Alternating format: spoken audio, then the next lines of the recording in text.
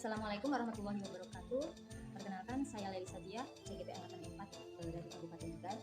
Pada kesempatan kali ini saya ada tugas di eksplorasi konsep modul 3.1 tentang pengambilan keputusan sebagai pemimpin pembelajaran. Pada kesempatan kali ini saya akan menanyakan kepada rekan guru saya, kita berdiskusi, berbincang-bincang tentang studi kasus. Dan rekan guru saya itu adalah Ibu Evi Handayani selaku guru kelompok B1 di TK Handayani Banjarnegara. Selamat siang Bu Evi. Boleh minta waktunya sebentar? Ini Bu Evi, saya kan ada tugas terkait dengan pengambilan keputusan sebagai pemimpin pembelajaran. Dalam hal ini kita akan berbincang sebentar tentang sebuah studi kasus dari Ibu Tati. Sebelumnya saya bacakan dulu ya Bu Evi kasusnya. Ibu Tati adalah guru kelas 5 yang merupakan rekan kerja Anda, yang mana sama-sama mengajar kelas 5 yang kelasnya paralel. Ruangan kelas Ibu Tati pun persis di sebelah ruangan kelas Anda. Ibu Tati terkenal sangat disiplin dan cenderung galak.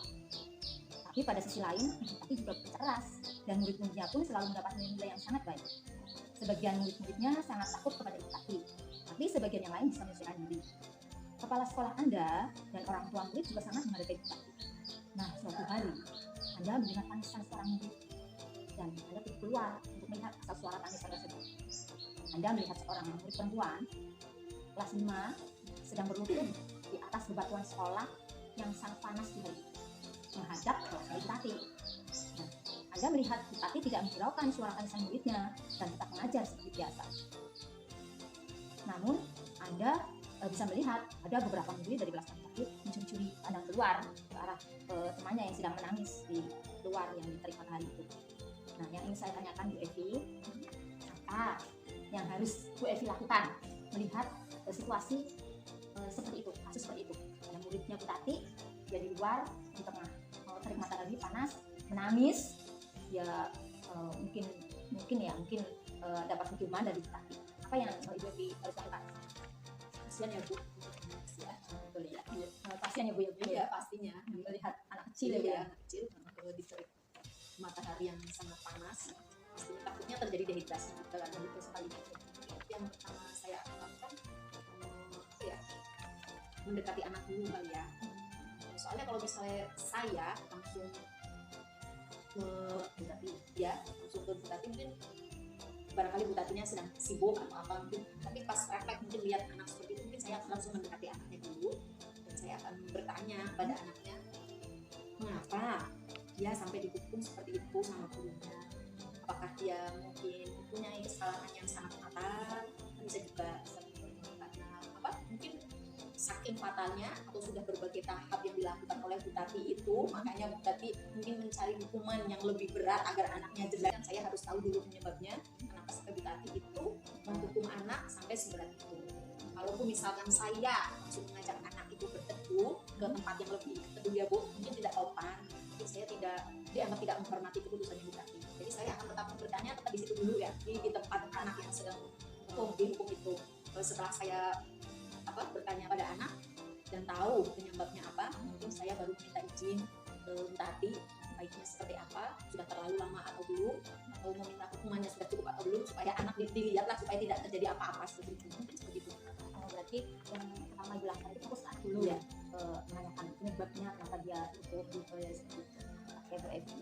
Nah, apakah guru lain dapat menginterupsi di mana saat itu ada guru lain yang memiliki wewenang atas kelas yang dipimpinnya? Maksudnya apakah Ibu Evi bisa istilahnya ikut campur dalam penanganan anak yang mendapat hukuman itu di anak Ibu Tati itu, apakah bisa seperti itu? Ini tidak sih, kayaknya tidak etis kalau misalnya saya langsung ikut campur karena posisi saya atau kita sesama rekan guru gitu ya, sesamanya. Mungkin yang bisa mengambil instruksi seperti itu kepala sekolah selaku atasan kita sebagai pemimpin juga, sebagai pimpinan. Kalau misalkan saya sebagai rekan guru mungkin hanya bisa melakukan pendekatan atau diskusi, kita sharing tentang masalah anak didik kita ya. Terus apalagi mungkin mencari solusi yang terbaik, yang tepat ya, solusi yang tepat buat anak didik kita supaya tidak dalam usia dalam segitu ya. ya tepatnya seperti itulah, usia kelas 5 mungkin kan ada cara lain, yang ada cara yang lebih tepat untuk kasih hukuman supaya anak jerah tanpa harus dihukum di di bawah terik panas matahari itu kan. akibatnya nanti itu ya Bu. Iya, mungkin bisa menyebabkan dehidrasi. Kalau misalkan anak tidak kuat terus dia pingsan dehidrasi, toh kita juga yang disalahkan sekali Bu Evi. Nah, terus seandainya kasus anak hati itu dialami sama Bu Evi, apa yang akan Bu Evi lakukan? Kasus tadi terjadi Ya, pada ada saya, anak saya- Bu Evi ada yang seperti saya- itu. Nah, apa yang akan Bu Evi lakukan? Mungkin saya akan melakukan coaching pada anak dulu. Oh iya, bisa Bu ya. Coaching dulu ya. Iya, untuk anak ya. Melakukan komunikasi yang lebih intens mungkin, terus menggali apa masalah pada anak itu. Mungkin dia berbuat seperti itu biasanya ada penyebabnya. Setelah kita melakukan coaching, sudah tahu penyebabnya seperti apa, baru kita mencari solusinya. Misalnya mencari solusi dan memberi hukuman yang lebih Dalam rangka disiplin tadi ya, ya. disiplikan, mencari apa namanya tadi Bu? Solusi bagaimana menangani anak tersebut biar lebih istilahnya disiplin lagi, Iya. biar tidak berbuat yang kesalahan tadi. Ya, betul. Misalnya mungkin saya akan memberi hukuman menulis berulang. Maksudnya menulis, misalkan dia tinggal menulis juga, Iya. disuruh menulis lagi, menulis Iya. lagi lagi kayak gitu. Ya, itu bisa seperti itu. Terus bisa anak disuruh membersihkan kelas, jadi dia bisa belajar selain belajar tentang materi, Iya, kan membersihkan kelas juga itu namanya juga mendidik juga anak menjadi lebih apa? Menjaga kebersihan. Menjadi kebersihan lingkungan. Seperti itu bisa juga dengan mungkin dengan kerja kelompok bersama temannya. Jadi ada tanggung jawabnya di dalam Iya. kelompok itu ya. Berarti Bu Evi istilahnya sudah banyak sekali solusi-solusi seandainya kasus dari seperti tadi itu di kelas Bu Evi ya. Nah, jadi kesimpulannya apakah Ibu Evi dapat menginterupsi dari kasus anak luar kita itu, mengapa dan bagaimana? Tidak. Atau tidak ya Bu ya? Ini akan kita sama-sama arena dulu yang berhak menjadi yang berwenang seperti itu dan atasan seperti itu Dilakukan tidak menginterupsi, tidak ikut campur istilahnya lah dalam menangani itu apa selain kami tidak mau. itu kita melakukan pendekatan sama tadi kita ajak sharing itu tadi seperti itu lalu Kayak kita yang memberi ya seperti ini ya bagaimana ya kita kalau kita ini iya seperti itu jadi cari mencari solusi solusi bersama ya. bersama gitu kan kayaknya lebih tidak menggurui kalau misalnya saya memberi solusi sepertinya saya lebih iya takutnya saya Kesanya. tidak menggurui kan gitu jadi mungkin seperti itu kasih pendekatan sharing bareng-bareng mencari solusi bersama bagaimana baiknya anak usia itu yang tepat seperti apa seperti itu. tidak harus dengan istilahnya dalam tanda kutip apa ya itu ya kekerasan Kekerasan, iya, iya. fisik kan barangkali itu ya Bu.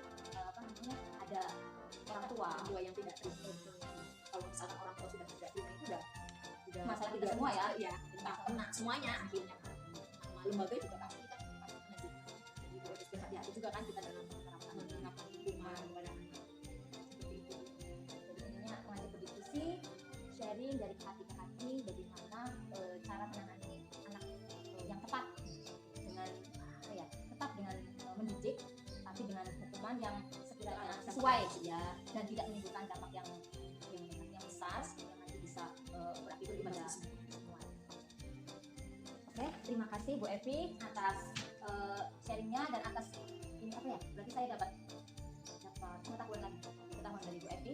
Ternyata Bu Evi bisa mengambil kesimpulan membuat keputusan yang menurut Bu Evi dan menurut saya itu mungkin sudah tepat menurut saya dan menurut kita Ibu Evi ya. Terima kasih sekali lagi Ibu Evi.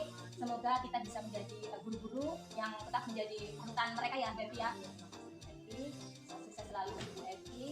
Sukses menuju sukses berbagi. Oke, terima kasih juga atas waktunya yang telah diberikan kepada kita, kepada saya. Terima kasih Bu Evi. Oke, ya demikianlah bincang-bincang diskusi saya dengan Bu Evi terkait dengan kasus itu tadi. Mungkin diskusi kami agak masih kurang apa ya kurang tepat, tapi insya Allah dalam diskusi kami ada manfaatnya buat kita selaku guru, terutama saya dan Bu Evi sebagai guru di Tengah Handayani Indonesia. Terima kasih. Wassalamualaikum warahmatullahi wabarakatuh.